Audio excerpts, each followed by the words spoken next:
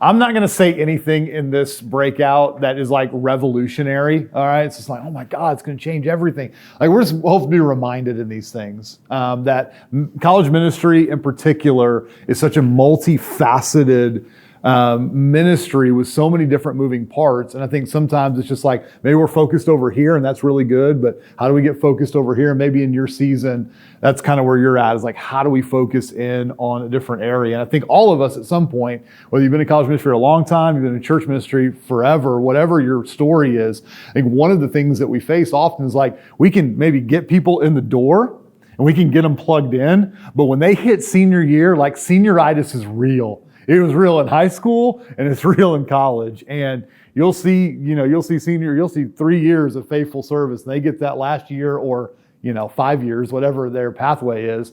And then it's like falling off. And so our hope here is maybe just to give you some tools and traits. I don't want to say, I'm not going to say anything, like I said, it's revolutionary, but just a kind of a reminder. And so I think let's make the assumption today that all of us want to get to this place where we don't want to see our seniors just fall off, right? I think we all have the story of the kid who was coming faithfully.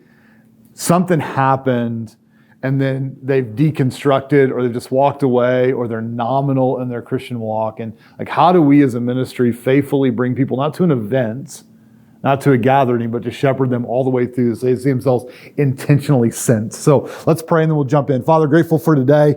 Thankful for this time, these men and women in this room. God, will you use today to maybe just get something in our minds that we can take back to the places where we have influence and the people and the places. God, that we would see our men and women in our ministry as those who are sent from us. And so, God, will you do that in Jesus' name? Amen. Amen. I always struggle with things like this because I don't want to stand up here and tell you what we do.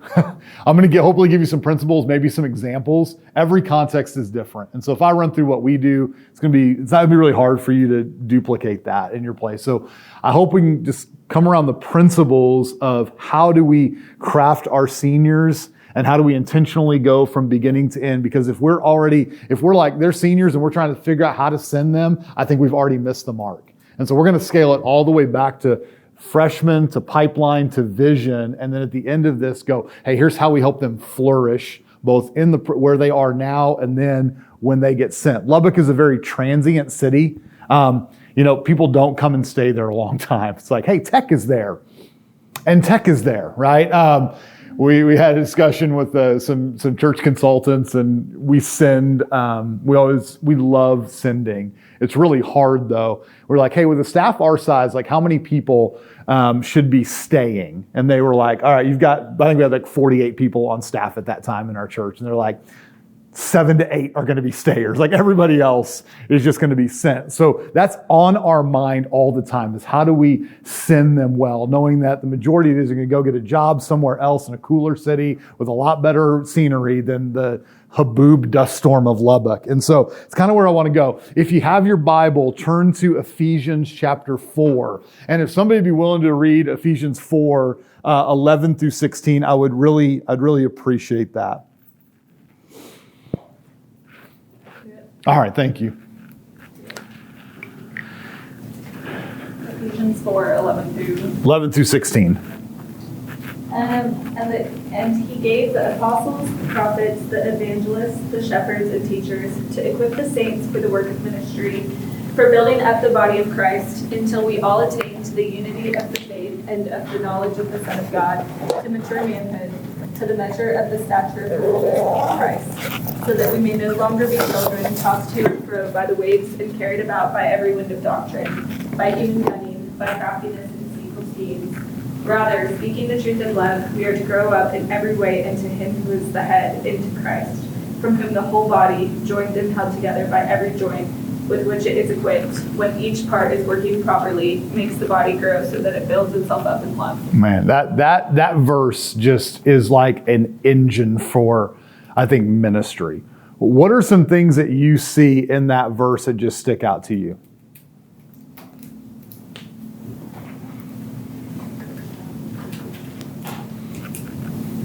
In the whole passage.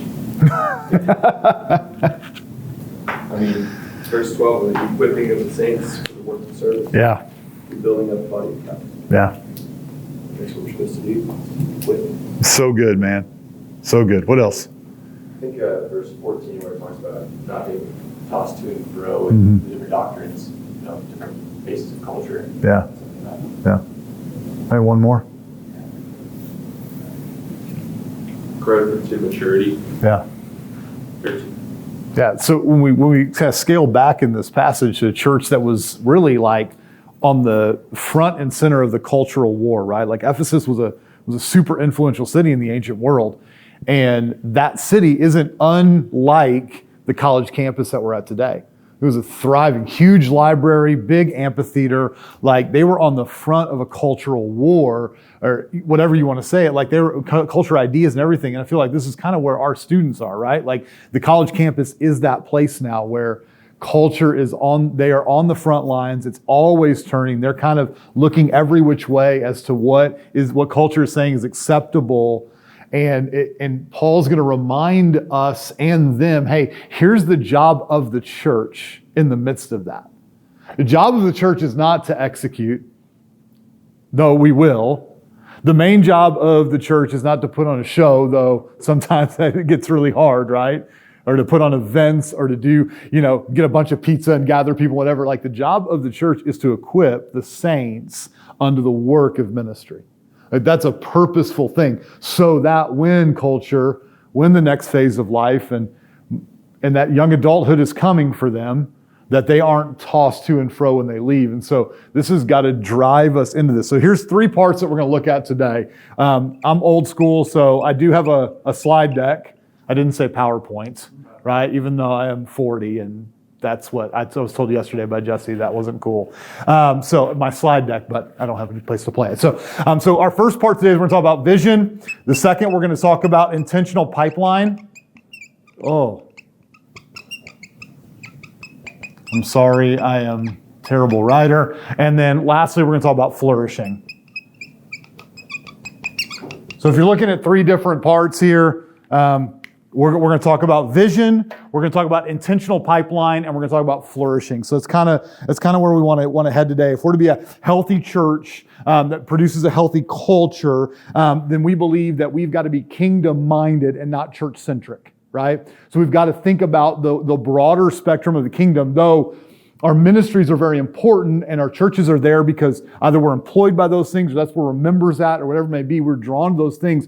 The kingdom can't be church-centric. And so the goal is not to build up walls in your church, but rather to create a kingdom-focused ministry that's that is actually pushing back what's dark on the campus. So when we talk about vision, our vision in particular is this. We want to build a culture of intentional discipleship and prioritize biblical literacy. So our goal is intentional discipleship, biblical literacy, and so we're going to commit to recruiting and discipling college students to those ends. And when we are talking to whether they've just come to faith, or whether they're coming and they're just checking out what this Jesus thing is all about.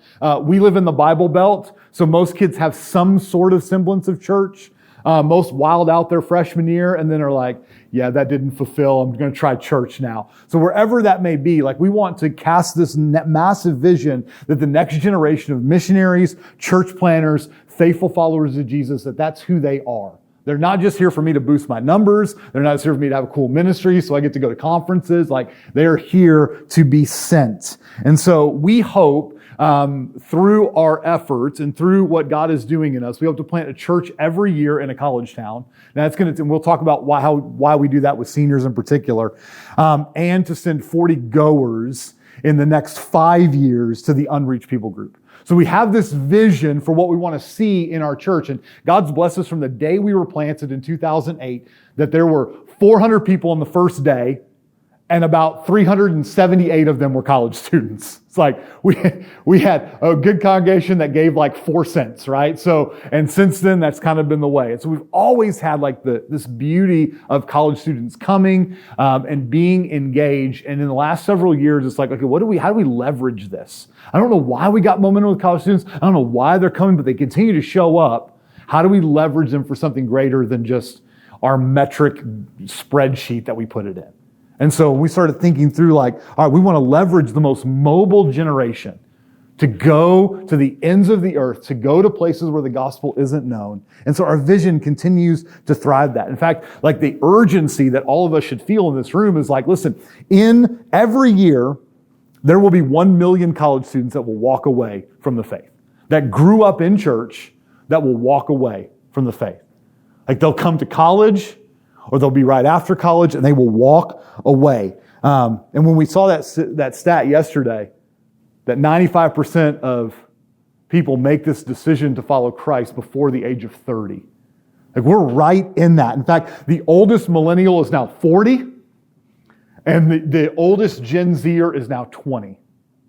Like we're right in that sweet spot of how do we cast massive vision for these people. And so when we talk about college-focused multiplication, like we want to laser everything into our time and our energy to reach this generation and reach the missional need. This is the vision that we want to have for our students, is that you're part of a bigger story than this. The college campus is, and I believe this, and this is why we're here, and this is what I hope you hear, it is the greatest mission field that we, and with the most highly potential influencers that we can be a part of. If we're to talk domestic mission field, this is where we want to be. And we want to leverage that unique season to that end. So when we talk about sending seniors, it doesn't start when they're a senior casting vision for that. It starts when they roll in your door after you've just reached them as a freshman to begin to cast vision for what they are. So here's the 3 principles that I want you to take away today when we talk about vision. The first one is this: keep the why at the forefront. Keep the why at the forefront. Vision leaks, culture drips, and it comes slowly and surely. And what begins to happen is that you can have a great vision. Like, I pray your summer is slow, it's really fruitful, and it gives you a chance just to think, because you're just kind of going through the whole semester. And then you can just step back and go, hey, why are we doing the things that we're doing? Like the exercise we did yesterday in the geographical course was super helpful for us. Because like, where are we just spinning our wheels? Where is the why just become down to, oh, we just do that thing. We just do that, and it's not really producing any fruit, but we just do it because we've always done it. So keep the why at the forefront. Your fuel, your vision is being, or your culture is being fueled by your vision. So assess your value. Like, what are the values that you're at? What do you talk about internally, not externally? What are the conversations within your own church and within your own ministry? What do you envision as a church? We'll talk in a minute about the multi-generational body and how important I think that is to this sending culture and sending your seniors. But what do you envision as a church? Where do you want to be? Because the culture that you create within your leadership and the way you keep that within the people who are, whether you're a student leader, whether you're on staff, whether you're part of a bigger staff and you just kind of help out, that vision will lead and trickle from your leadership to your students. You talk and you dream about changes. And then the second thing is you just don't want to be a college ministry that's just running from event to event without assessing the ends of those events, right? We don't want to just run from thing to thing. Because then what happens is if you're just gathering students for the sake of gathering for an event with no real purpose to the end of the value and the vision, then what you're going to have is a bunch of loosely affiliated students who come in when there's something cool or when there's free food, right? That's usually when our students, a lot of our, like, hey, we're going to give you free food. Oh, I'm there. That's great. That's a good bit. But if the vision isn't clear from that point, then there's going to be kind of loosely affiliated. In Lubbock, this is just kind of a cultural thing for us, but everybody goes to church in Lubbock. And by that, they mean Easter and Christmas. Oh yeah, I'm involved at Redeemer. You're like, really? That's interesting. I saw you at Easter. And it's just kind of a cultural thing. And what we want to break down is, what does that mean to be involved in and be a part of this vision? The second thing, so we keep the why at the front. The second thing is we want to know that culture is learned. Culture is learned. So if we have the vision at the front, culture is going to take time to be learned. This is what you talk about and celebrate externally. So you have an internal dialogue where you want to keep the vision at the front of everything that you do. So if you're having staff meetings, if you're having leadership discussions, you're training leaders, you're keeping that at the front, then what do you talk about externally? So if we're to create a sending culture for our seniors, what are you talking about from the stage? What are you talking about in small groups? What are you talking about at your events? What are you celebrating? Like, what stories are you telling? What are you abstaining from for the sake of the vision? We know that we can't do everything, right? Like, we have tried and failed on so many things and said, let's just pare down what we're doing to be about this. And everything that we do has this vision in mind of equipping students, or connecting, equipping, and sending our students.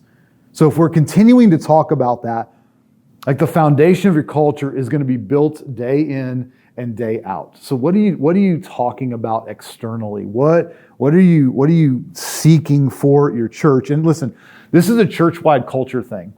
And I know some of you guys are coming from places where you have a college ministry, and it's kind of like that black sheep that's kind of over there, and they're like, I really don't know what they do, but they're there. And the church-wide isn't celebrating those stories. Like, I'd encourage you in the most gentle way with submission to leadership and gentleness to leadership is talk about how can we tell the stories of what God is doing in our ministry. We are blessed to have a lead pastor who was a college minister when he planted and understands the beauty of that and understands the joy in college ministry. And what is so good about that is he wants to celebrate those stories as well. And so from the stage, we talk about it, like he'll send out a Slack and be like, hey, what stories are happening in college ministry that I can bring into this sermon? This is a church-wide thing. It can't just be a college thing. We don't want siloed ministries when we talk about learning culture. Okay, we want to create that vision. Thirdly is what is the vision that you're creating that is going to attract, because that's part of it. We want to bring students in. But secondly, that retains and strengthens your people. So thirdly, you're creating a vision that attracts, retains, and strengthens. So 3 aspects of that vision as you think about it is attracting. What's bringing those students in? Because what brings them in is what you're going to have to do to hold them there. What is retaining those students? How are you caring for and shepherding those? And how are you strengthening them to the end of being sent? Students, listen, I found this often because I think it's just true of humanity. We want to be wrapped up in a story bigger than us, right? Like, we want to find ourselves wrapped up in a story bigger. So what are we focusing on? What story, again, are you telling? We say we want to partner. Our mission statement is we want to partner with God to create lifelong faithful followers of Jesus. Like, that's our mission. When I move off of that mission, like, things get really anxious for me. And I start doing weird things with my mind and with my thought, and I become a micromanager, and I get freaked out, and I'm not healthy when I'm in those places. But when I'm going, okay, here's my goal: faithful, lifelong follower of Jesus. That is my end goal. Then it helps me kill stuff that needs to die, so that I can fuel that. And here's how we're going to do that: we're going to connect students to the gospel and to each other. We want them to know the gospel. So we have a weekly gathering Tuesday nights. We're going to gather. It is our big front door. We're going to preach the gospel every single week. We're going to make sure that it is explicit and heard. And we're going to walk through the scriptures. And I am not creative, so I don't have cool names for, our 1 Timothy series was 1 Timothy, right? 2,000 years it's been good. I think it'll be good today. Like, we want to make sure that we are putting the gospel, and then we want to make sure they're connecting with other people. So if we're going to send them, we got to draw them and retain them. So we're going to make sure our leaders are in the lobby with their eyes up on ministry. Secondly, we want to equip them. So if we're going to make faithful followers of Jesus that are living lives that matter, we're going to connect them, and then we're going to equip them with the things. Because we know there are going to be students who won't know the gospel, but how do we encourage them in the gospel? And there are going to be students who are going to be like those theological heady nerds that are just ready to take the war to everybody who doesn't believe like they are.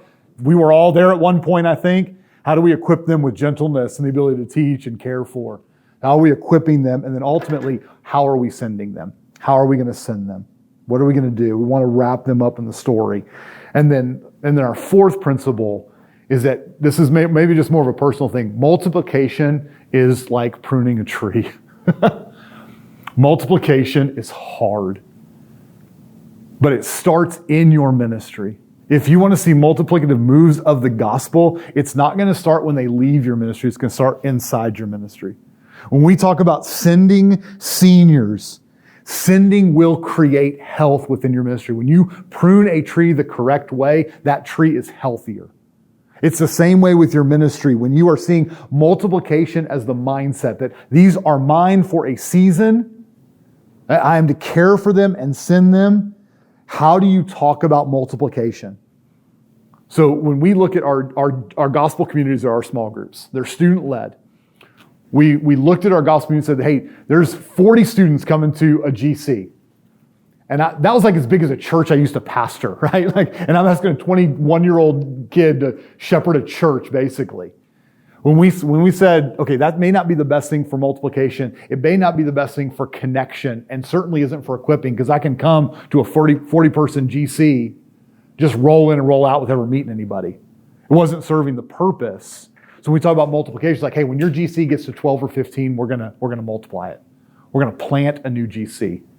We're going to take the leaders that are in that, we're going to plant another one, and it's gone great in some occasions, and we've had to fold other ones. But I'd rather try that to make sure that students are seeing the vision and keeping that at the front than just go, hey man, you got 40 students coming. That's awesome. Way to go. Your host homes have to push back couches and make bigger dinners, and like that's awesome. I want them to be connected and equipped well. And so that's what we're going to do. So if we've seen these intentional efforts from the inside that are inviting students here, the second thing is, okay, this intentional pipeline, that getting to sending is not going to happen just by talking about it. It's not just going to happen by us casting big vision in our staff meetings. We're actually going to have to know where our students are going, and they're going to have to know where they're going. So what does your pipeline look like? So here's what I want you to, I'm going to pass these out really quickly. If you'll just take one and kind of pass those around. We're going to do an exercise here in a second after I get through this one. Maybe give you some time just to think really quickly. When we talk about our pipeline, this is the aspect that we want our students to be caught up in, that we're moving them towards something. It's been amazing to hear some of our seniors that have come out of it, that have entered into our residency program and have said, that I was there and then there and then there, and now I'm here. That's all intentional. I guess it's something we want you to see. We want them to be moving that. And so how do we get those students that aren't connected, that are loosely affiliated, into this pipeline and see them sent? When we look at this line of leadership, we say that our best people have fallen into this. And we look at a class of, I think we had like 36 or something that were seniors this year, which is just awesome for us to think about. But when I look back at those seniors, I'm like, those were some of the culture changers for us that just bought in and now are going out. So leadership is the first one. We believe in a student-led, staff-supported leadership. So when we talk about pipeline, leadership matters. Leadership matters. That when we look at what it means, that we're going to be very intentional about raising up and training leaders to raise up and train leaders. So when we talk about pipeline, we're not talking about leadership for the sake of leadership. We're not talking about power for the sake of power. Like everybody kind of wants that. What we're talking to our leaders about is your job is to raise up other leaders. So when we look at that, I'll hand this one out to you. This is kind of what our pipeline looks like. And so this is the other one, that what we try to intentionally do and the ways that we do this. This is not new to us. Man, Salt Company is a great friend of ours. We love them. We stole a lot of crap from them, all right? So it's just like repurpose it for what we can. I'm not going to reinvent the wheel. But when we talk about levels of leadership, we look at our context leaders, which are this low level of just, hey, I love Jesus. I just want to serve. I just want to grow in leadership. And they come in, our context leaders are just there to engage and enjoy conversation, to be inviters and outreach and equippers. And then they move into GC leadership. And so that means they go from just kind of serving the GC, maybe leading a breakout discussion within the GC, to actually then taking some ownership over our gospel community. Is that they own those parts of our gospel community that are, hey, I'm leading the discussion, I'm organizing the group me, I'm doing the outreach events. Like we want them to grow in that leadership. And then if there are certain level of leaders that are like, hey, what does ministry look like for us? We move them into our senior team. And that's like, hey, I'm exploring what it would mean. And they have care. They've led a GC. They've got care over GCs. So they're moving up this realm where it isn't just about them getting to their senior year and then punting on their responsibilities. But now those seniors are driven to go, how do I care for the leaders who are in those positions? How do I care for them well? And then we get to residency and all that stuff, which I don't have time to talk about today. If you ever want to know more about residency, Jesse is sitting right there. Jesse's our associate residency director, so you can talk to him.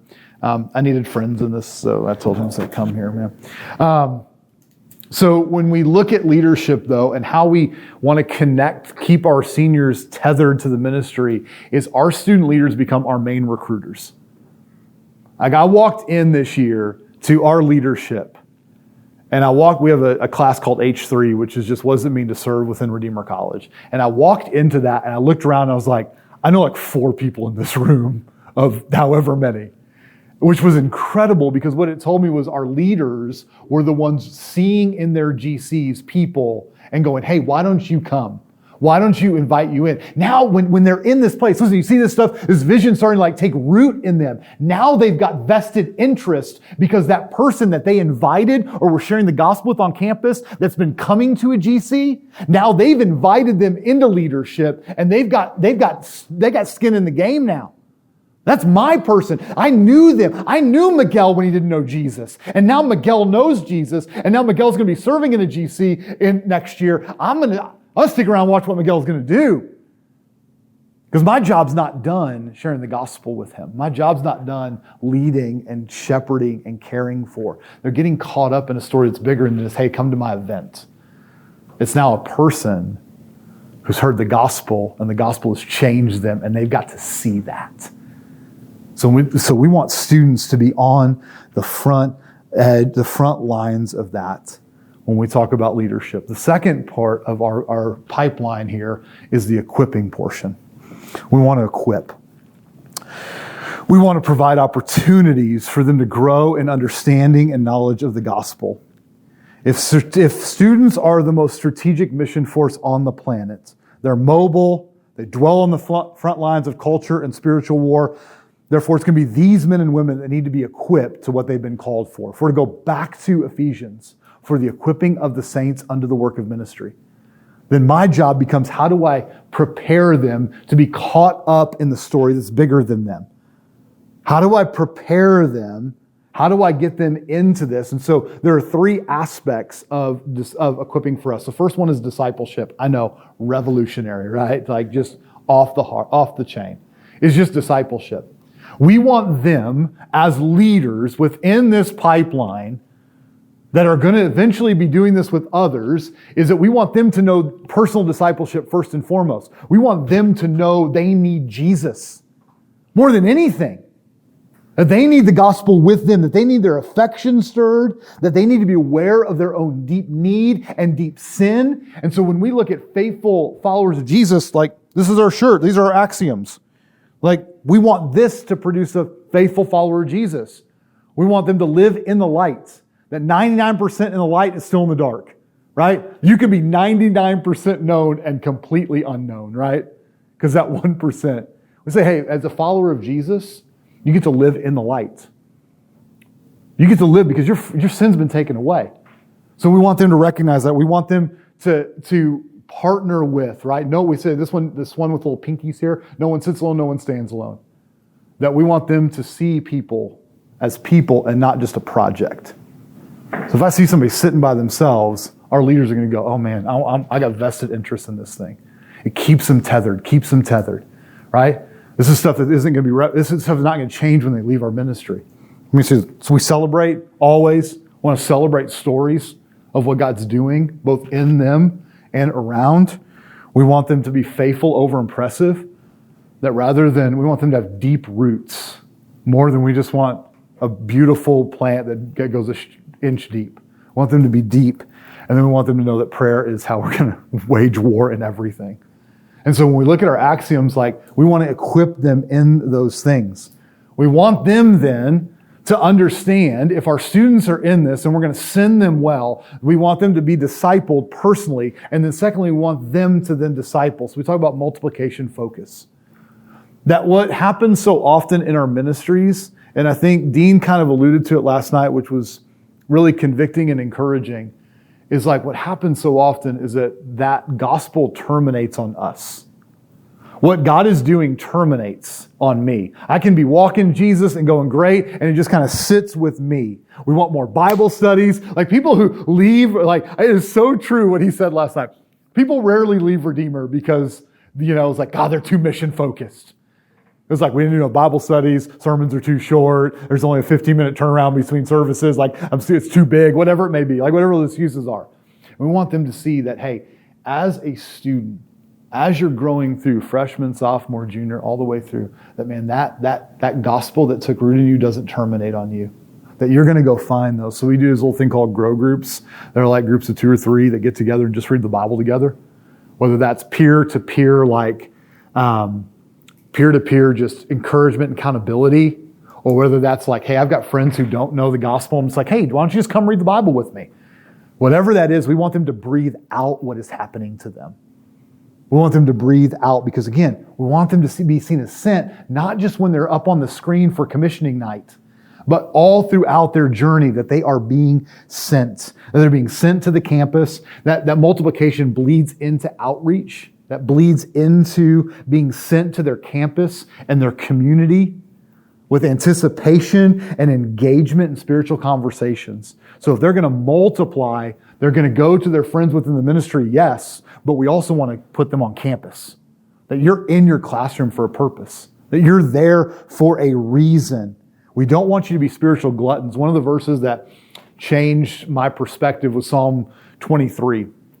He'll lay them down in green pastures, right? And I used to, from my American mindset, was like, oh, green pasture, knee high, alfalfa, green. I can just lay down, I don't have to move. It's just like food all around. And then I watched this video of this guy in Israel, and he's saying, hey, he's teaching through Psalm 23, and he shows this like just rocky terrain of a desert. And I'm like, that's awesome, but you're talking through like Psalm 23, man. I don't know what's going on here.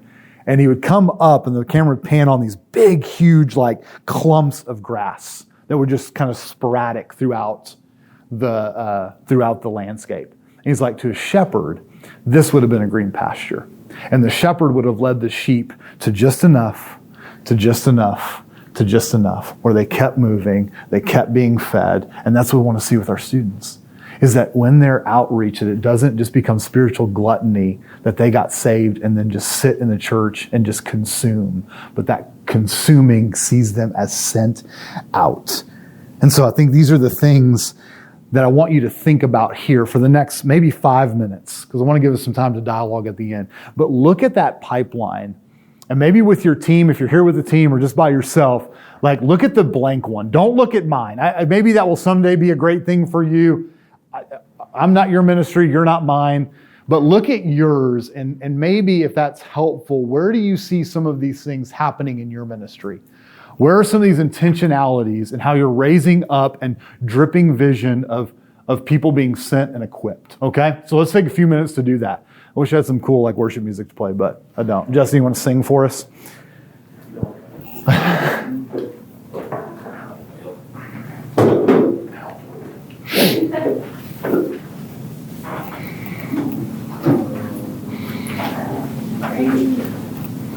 I think we do this somewhat.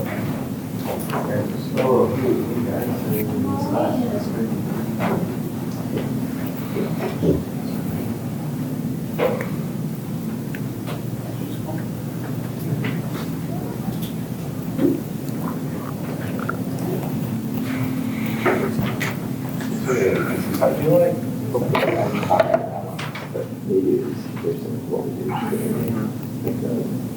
like I won't say the tryouts. What'd you call your students? Grow groups? Grow groups. Those are like our discipleship, like really intense. Gotcha. Not intense, I say that. Just like smaller. That's better. It's better.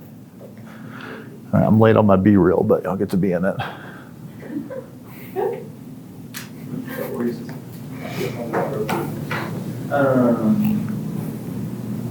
think one of the things that we did, because you know, pastors like trying to like half the vision, and like just doing it, and then what it was. We were looking at sections and we're like channels. So I don't know, I think that's cool, but that's the company, which I mean, it's like, it's not just.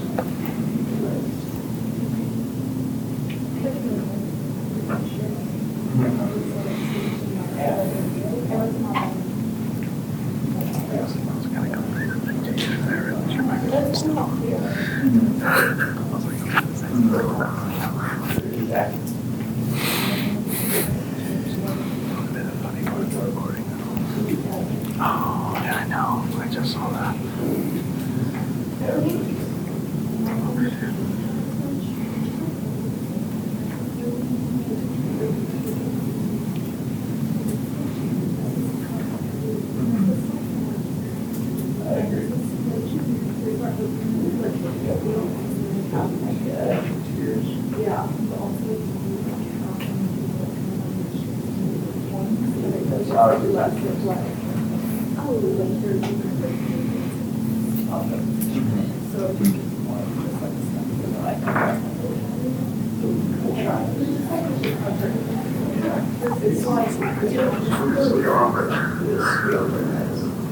Like, I actually know something too. Yeah. It's like, if they're thinking, like, are they able to, like, be leaders and Hey. Yeah.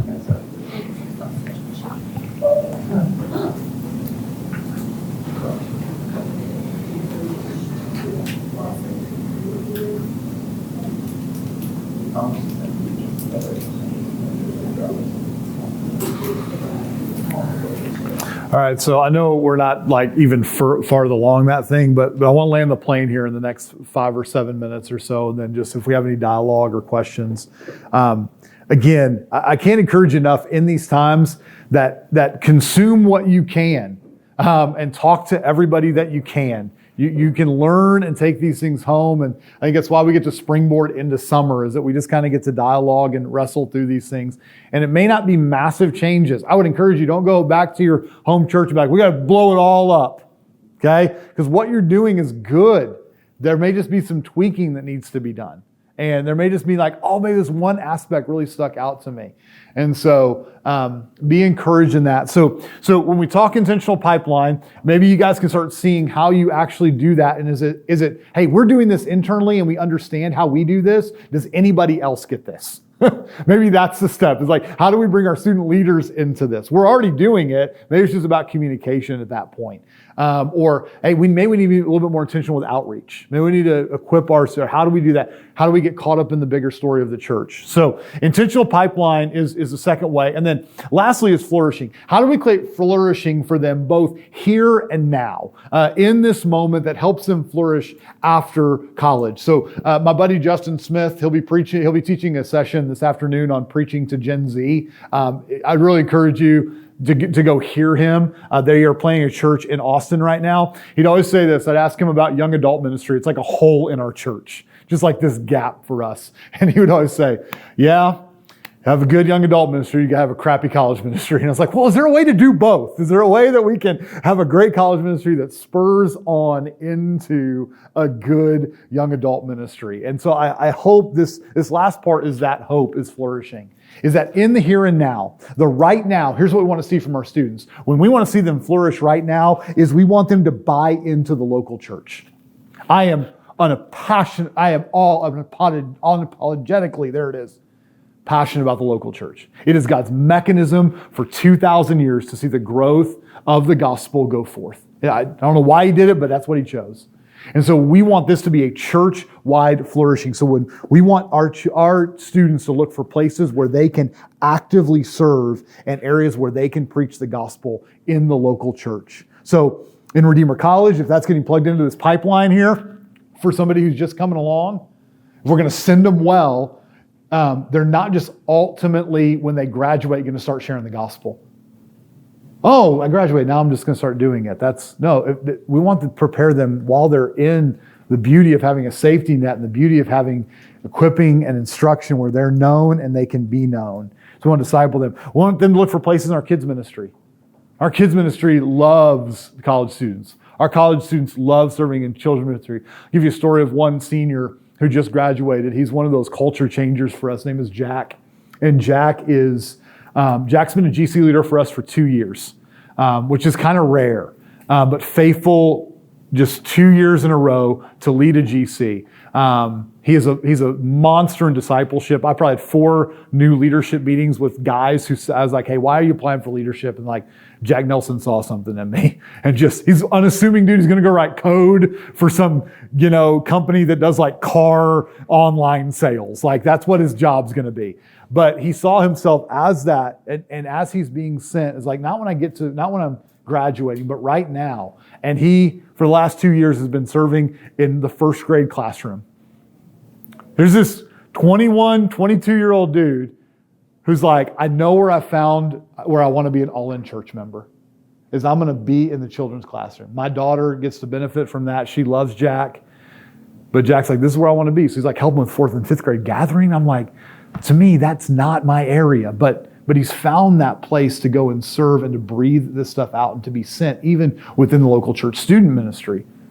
Like student ministry, we're so closely aligned. Where am I pushing my college students to be involved in the lives of our students when they're making those choices that some of our college students have probably made and are just a few years ahead? Maybe not wiser, just lived a little bit longer. And so where are you pushing your students? And so we have these 3 areas that we talk about when we are sending our students. We are very clear about this. And I would hope that our seniors would see this, that anyone could see where we want to send them. The first is that we want to send them as faithful, as all-in church members.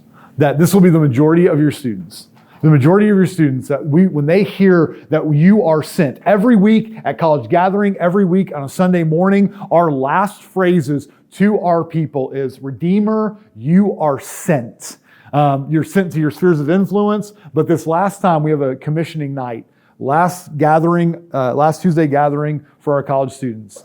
And it's the last time that I get to say to some of those seniors, you're sent. And for them, that means I'm an all-in church member. So wherever I'm going to get a job, I've bought into local church in college. I haven't just used it and kind of floated in. These things have created in me buy-in. I want to go do that. I want to replicate that somewhere else. So most of our students are going to say, you know what? I'm going to move back to Dallas. I'm going to move to Houston. I'm going to move somewhere. I'm going to get a job and I'm going to find a church that I can plug into, that they are being sent just as much as the other 2 that we'll talk about in a minute. They're being sent to those places because there were adult leaders who discipled them. There were people within that church that poured into them, and we want them to replicate that and not just go, I'm just getting a job to go work back home in Dallas, Fort Worth, San Antonio. No, I'm going back sent. And this is a mechanism that I get to do, and I get to go write code. That's a mechanism, but that's not my purpose. My purpose is to be sent. And so we want them to be all in church members. Secondly, is we're going to send them as part of a church planting pipeline. We desperately want to plant churches. Lord, by His grace, has helped us plant a few churches in really cool places. We are committed now to planting churches in college towns. Shameless plug, tomorrow morning at 8. We'll be talking more about that if you want to come to a breakfast at 8. But we get to plant, we want them to be a part of new gospel works in those places. So this past year, when Justin left to go to New City, he was our church planting resident. And when they planted New City in Austin, there was 7 to 10 students that had been meeting with Justin throughout the day, or throughout the year, that had said, no, I'm going to commit to going. And I'm going to go to Austin. I'm going to get a job in Austin. And I'm going to serve the campus and serve people. They wanted that. They want to be a part of something bigger. Are you putting that before them? That's the beauty of that. Are you putting that before them? And so that's part of our church plan. And finally is that they go to unreached people groups. And so we've got a whole thing. I can't talk about it today. I'd love to talk about more if you want to have a discussion about how we do that within our congregation. But there will be students who will say, you know what, I'm going to abandon this culture that I know and it's comfortable, and I'm going to embrace a new one.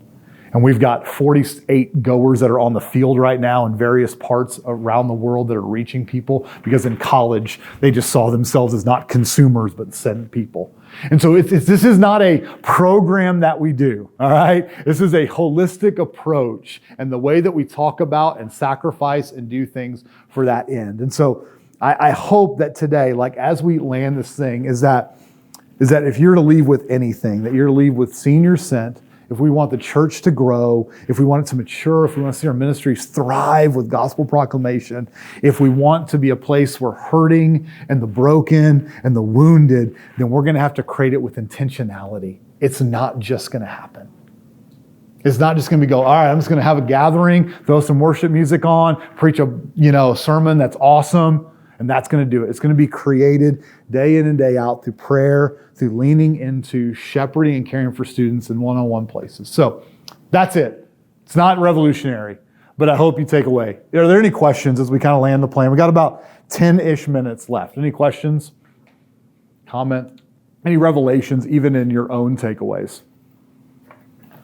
You said something that was, I think, really interesting. You said, when you're talking about vision, you said that to retain, you'll need to sustain what attracts them. Mm-hmm. Maybe just any expansion on that. Yeah. So if I'm to attract, what I attract with. So if I'm attracting with, whatever, free food, then if there's no other meat in that, if there's no other thing for them to grab onto, then I'm going to have to keep being attracted with food. Or if I'm the guy who's going to always have the coolest cutting edge sermons, I'm always going to have to feel like, what's the new culture thing?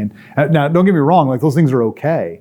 But when those things precede and they can become very internal and very momentary. And so I want to make sure that what I'm attracting them with is actually what I want to see them strengthened in, right? So if I attract them with shallow Christianity with no Bible, and part of my, I'm going to preach a gospel that's got like a couple verses out of context, then I'm going to have to continue to do that at the kind of sacrifice of biblical literacy, which is one of our main points. We want our students to know the Bible. We want them to be able to read the Bible. And so that's why for us, when we preach sermons, like I'm going to attract them. Maybe it's not attractive. What's going to attract our students is exactly what Dean said last night. Most of our students came because somebody told them who told them, and they brought somebody. That's super attractional. More than me throwing on some big event every other week, spend a lot of money trying to get people there. If I'm going to bring them in with those, and we do a huge kickoff, we love that. Like we're going to pump money into that, but we're also going to pump money into fall retreat, because we feel like fall retreat is where students connect with each other. And so that's what I'm looking for. What's going to attract them is the relational component. That's what's going to sustain them there. And ultimately, that's what's going to strengthen them. Is our best students, like yesterday in that activity we did in the geographical cohort, like we were just kind of dialoguing as a team, and it was just like a revelation for all of us. We were like, everything in this top corner that's high cost and high impact, like we didn't have a lot to do with that. It was all students, just being students. So I hope that kind of answers it maybe a little bit. What's it look like for you to equip students to disciple? Yeah. So is it, I disciple someone, then they pass that on? Do you have intentional meetings with everybody who's discipling? What does that look like? Yeah, so that's a good question. That's kind of our theme for this next year is going to be equipping, because it's a space where we felt like some disconnect. Like we feel like we connect students really well. We feel like we've got ascending, at least the language and the culture for that. Equipping is one of those things where I think we're constantly going to be tweaking. Right now, here's what it looks like. We've got three student leader equippings on Sunday mornings that we do. We'll bring somebody in, whether that's mental health or how do I share the gospel or some theological issue, whatever it may be. Like we just want to equip them with something. And that's great. It's just kind of incomplete. The other aspect of that is we talk about multi-generational church. One of the greatest components for our student leaders is to be a student leader in Redeemer, you've got to be a member. And so we want them to buy into local church. They don't see it as, hey, they should do this or y'all should do this, but rather, hey, what can we do?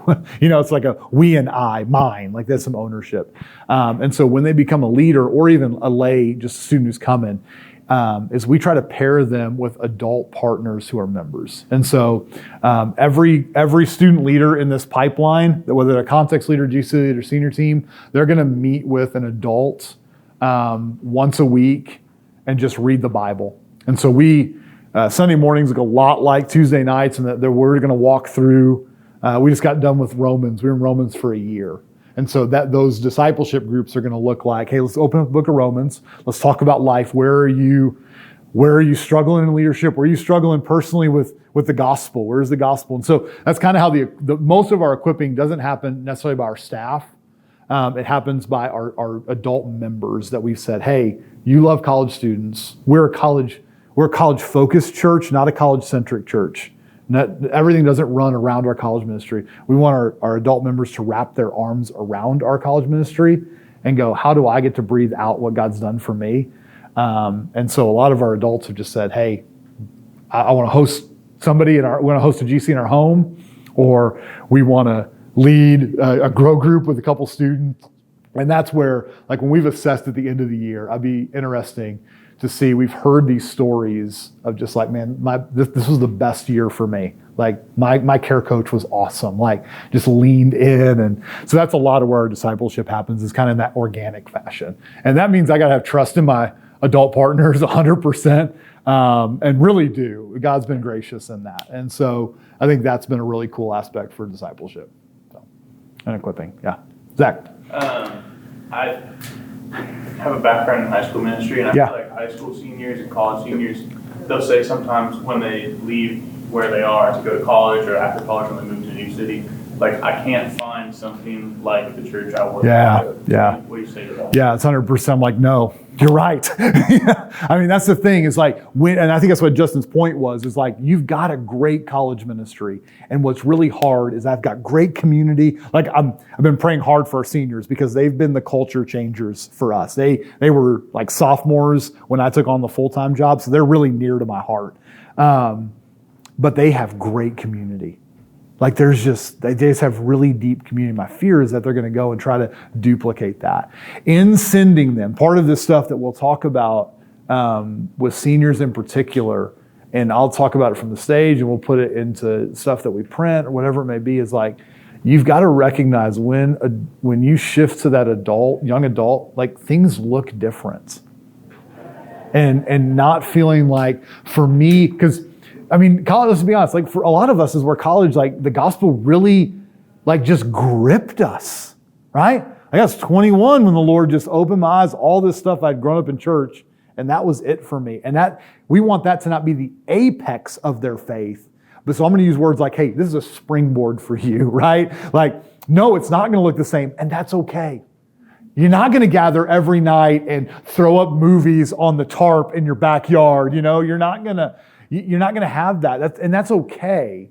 But what you do need to look at is what were the principles that helped you get there? Well, it was community. You need to go find community. It was a local church. You need to be involved in a local church.